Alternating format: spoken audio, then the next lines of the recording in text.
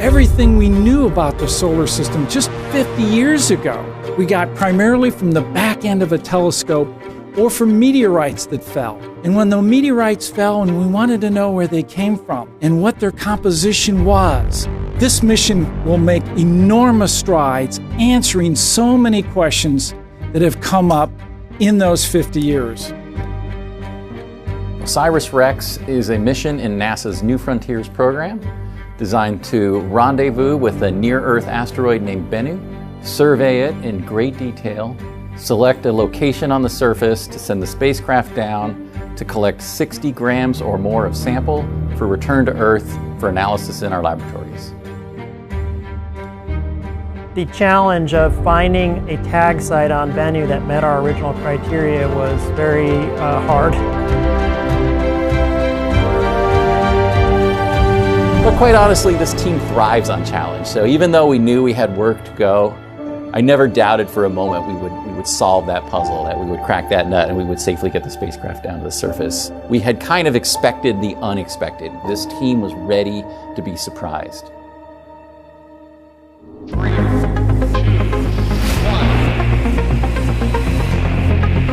And liftoff, OSIRIS-REx.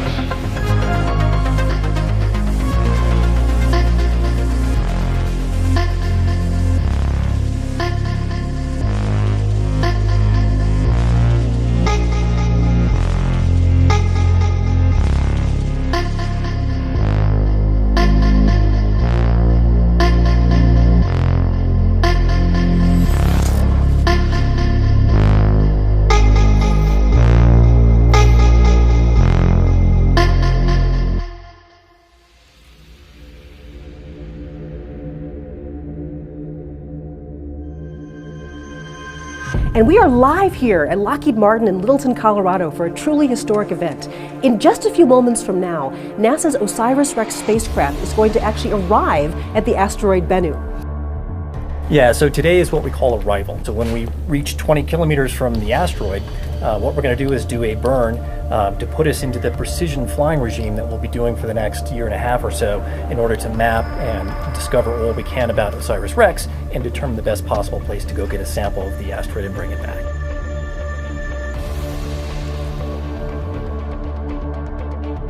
A little nervous, a little excited. I mean, after this burn is completed, we're going to be approximately 7 kilometers away from Bennu at the closest approach. So it's exciting, a little intimidating. There's a lot of feelings going through me right now. It's going to be the first U.S. mission to return a sample from an asteroid. And in fact, this is going to be the largest sample return since the Apollo program brought back the moon rocks. This is NASA's first asteroid sample return mission. NASA has had other sample return missions, most famously the Apollo program, which brought back over 300 kilograms of lunar material, which we're still analyzing today to unravel the history of the moon and the Earth-Moon system and the origin of our solar system. But there's been nothing like OSIRIS-REx in NASA's repertoire. I like to call it the daredevil spacecraft, right? We just zipped around this asteroid like a hummingbird. And it's one of the things the microgravity environment does for you, is that you can stop, you can start, you can turn left, you can turn right, you can go into orbit, you can leave orbit. You really can explore the entire near-Earth asteroid environment in exquisite detail with ultra-precision maneuvers on the spacecraft.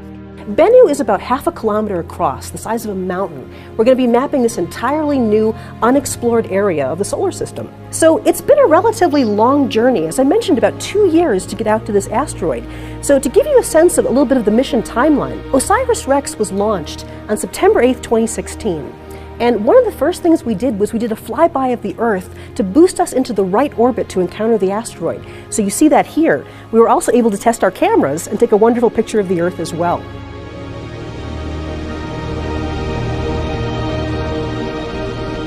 Today we arrive at the asteroid and we begin a 1.5-year program to scan and study the asteroid, eventually finding a location in the summer of 2020 to touch down and acquire the sample.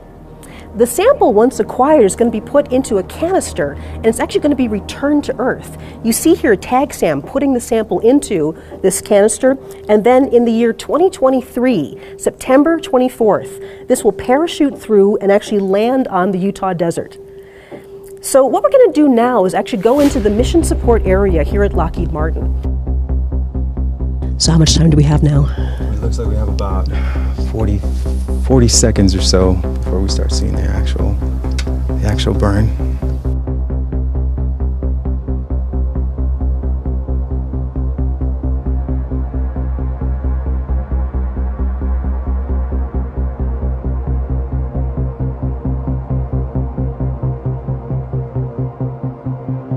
So just to remind you that we're live here at Lockheed Martin and we are just about to arrive at the asteroid Bennu and begin proximity operations to study this asteroid, eventually returning a sample back to Earth. Yeah, it's so exciting. I can't believe we're here. We're right there. All stations, stand by. Burn has started.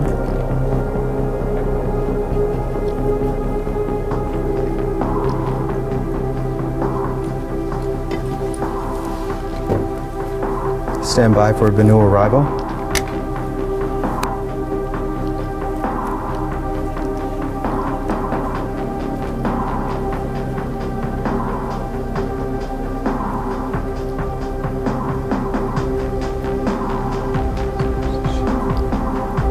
So you can see here we have the Doppler residual, so we know the burn is occurring because I'm seeing a change in velocity from the spacecraft. It's getting very quiet in here. Everyone's whispering.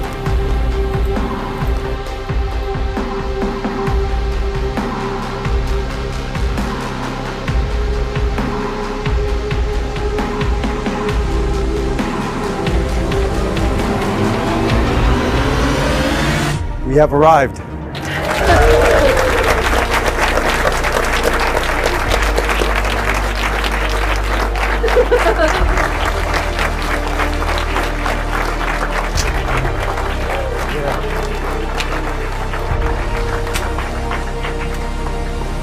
You may have noticed we were doing a bit of an unusual high five there. That's called the tag five, because that's reminiscent of the TAGSAM arm that's eventually going to retrieve a sample.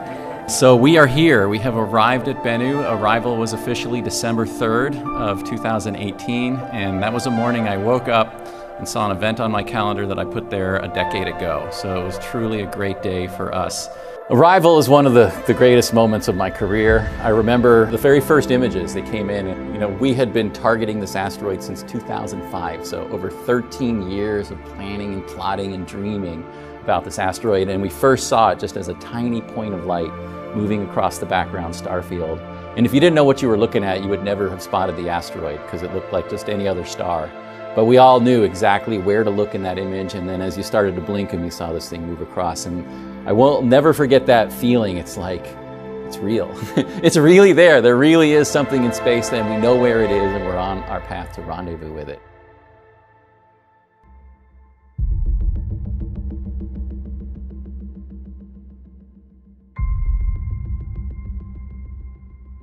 The OSIRIS-REx spacecraft has been navigating around Bennu for about the last 2 years, studying it in great detail, and also overcoming a number of challenges that Bennu has presented. We were looking for locations on Bennu that were 50 meters in diameter, relatively flat, and covered with fine-grained material. And by fine-grained material, I mean stuff that's the size of a dime or smaller. As we started to approach Bennu from a distance and it started to fill up the camera field of view, it looked exactly like we thought it would, with a few boulders sticking out. But as we got closer, we expected to see a very sandy surface with maybe a few boulders here and there. And what we saw is very little sand. And we saw these mountains, we saw boulders, we saw rocks, and we saw very few areas that had this sandy surface that we were expecting and what we had designed to. Well, I like to call Bennu the trickster asteroid. So when we first picked the target, we performed an extensive ground and space-based telescopic campaign to try to understand the nature of the surface. And based on thermal data and radar data and the shape of the asteroid, we convinced ourselves that the surface was composed of fine-grained, sandy, or at worst gravelly-like material. And we expected, and quite honestly sold it to NASA as easy to sample. When we got to the asteroid, we realized that the surface was rough and rugged and covered in giant boulders with nary a beach in sight. And we knew we were in for a real challenge. And we not only had to come up with a new way to get to the surface, but we had to ensure that it would fit within a really tight spot and remain safe while it was collecting that material. Bennu's rocky surface presented a challenge for the original LiDAR-based approach to the touch-and-go sample acquisition event. As an alternative, the project developed an onboard optical-based approach called natural feature tracking.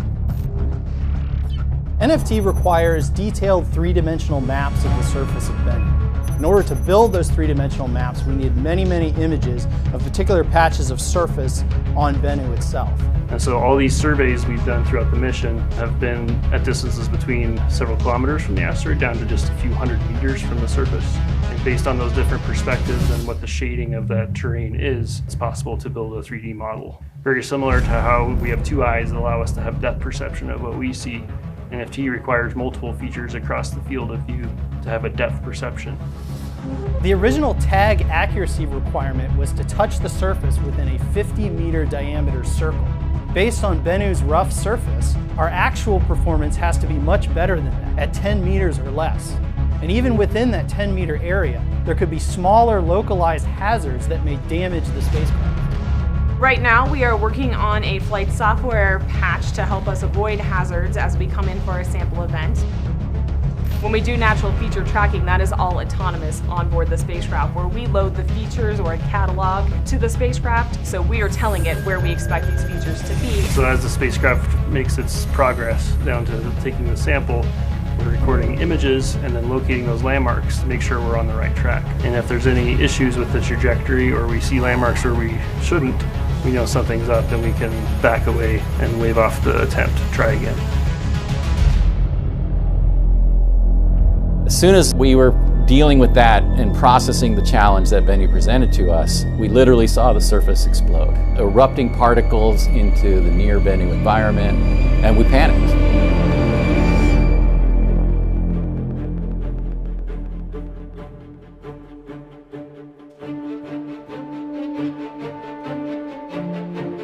And we thought maybe that this was a hazardous environment and the spacecraft was at risk and maybe the whole mission might be lost. And this is where we realized how the microgravity environment can really mess with your mind. What looked like a dynamic, energetic explosion on the surface was simply a little puff of material with flakes of the asteroid gently gliding around, sometimes going into orbit, re-landing on the surface of the asteroid. And it turned out to be an amazing science experiment. So what looked like a major catastrophe turned out to be a great opportunity. As we were first approaching asteroid Bennu in that fall of 2018, in the December timeframe when we arrived, we could already clearly see there were a couple of interesting areas that, to be clear, none of the places looked smooth, but there were some areas that were a little bit smoother that we could actually see with our eyes just from that visual observation. But then we had to really study them in detail and quantitatively look at, is this possible to deliver the spacecraft? Is this going to be safe for the spacecraft? And are the particles small enough?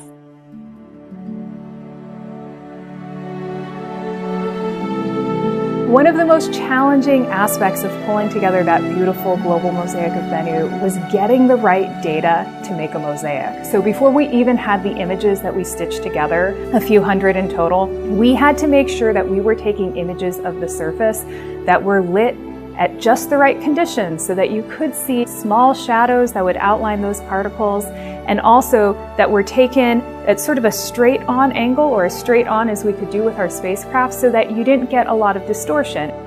Once we had all of that data, you're dealing with hundreds of images. All of these images have, 1 million pixels or more. It took a lot of effort, but it looks like a very seamless map of Bennu. It's also the finest spatial scale that we have ever mapped a planetary object, which is pretty impressive.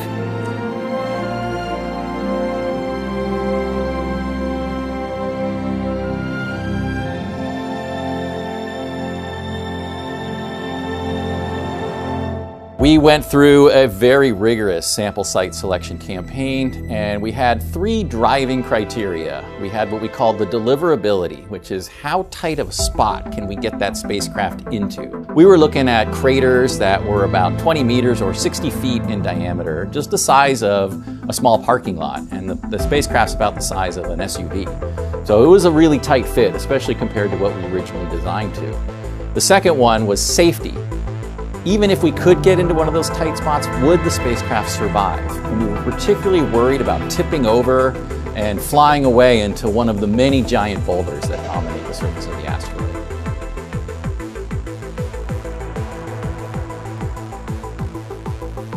And then the third one was sampleability. If we got the spacecraft there and it was safe, was there anything on the surface for us to pick up? We were looking for particles about 1 inch or 2 centimeters across or smaller. And there's very few patches of material like that on Bennu's surface. So we kind of evaluated all of that. In the background was a parameter we called science value. But the good news was everything on Bennu was scientifically valuable. We saw water-rich clay minerals, and we saw organic molecules, which are 2 of the prime types of material that we were trying to collect. So in the end, we kind of used the basketball tournament analogy, and we started with about 16 sites. We called them the Sweet 16, and we put them up against each other, and we evaluated how much fine-grained material we estimated was there. We couldn't actually see the fine-grained material, but we could see where the big rocks were not, what we called the unresolved patches of the surface, and we assumed that there was fine particles there that we could pick up. We eliminated half down to the Elite 8 and down to the final 4. And when we had the final 4 sites, we performed a series of low-altitude reconnaissance passes to kind of do a safety check. And that very quickly revealed that 2 of the sites were quickly out of contention. One of them was simply just too small of a crater, and it looked a lot like one of the other sites, so we were able to eliminate it. And the second one looked really good. In fact, I thought it was the leading contender going into that phase, but it turned out to have a lot of fairly large rocks with the fine material interspersed in between it. And that one was gone, so we were down to 2. One we called Osprey, and one we called Nightingale. Both of them about 20 meter or 60 feet diameter craters. One near the equator, Osprey, one in the northern hemisphere, Nightingale. And it turned out to be kind of a contest. Osprey was safer, but Nightingale was more sampleable. And also the science looked better there. It was darker, redder, it looked fresh, like recently exposed, so not modified by the space environment. When we pulled the board, we had a site selection board, my heart kind of sank when Flight System and the Goddard Space Flight Safety engineers voted for Osprey, because I really wanted Nightingale. But the TAG-SAM team and the science team were voting for Nightingale, so it came down to me. I had to make the final decision. Hello, and thank you for joining us in the booth here at AGU, the American Geophysical Union, for this special edition of NASA Science Live. Today we have a big announcement from the OSIRIS-REx mission. OSIRIS-REx is NASA's first mission to retrieve a sample of an asteroid and return it to Earth. And we're going to find out from where today. So I stepped away from the meeting, I kind of walked out and I said, I have to go with the science, right? I have to go with the science. That's what we came here for. Dante, do you want to tell us which one you've picked? I will. So I'll say that just thinking that we're going to get this sample back to Earth sends chills down my spine. So the winner of the OSIRIS-REx Site Selection Championship is the Nightingale site. All right.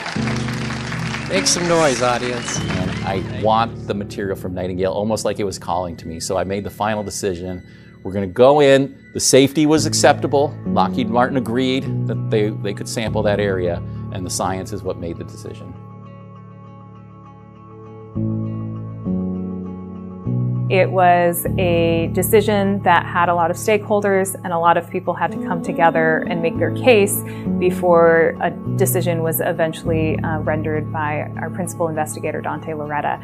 And so I remember during the sample site selection meeting, Dante turned to those of us who were scientists on the team and asked what our opinion was.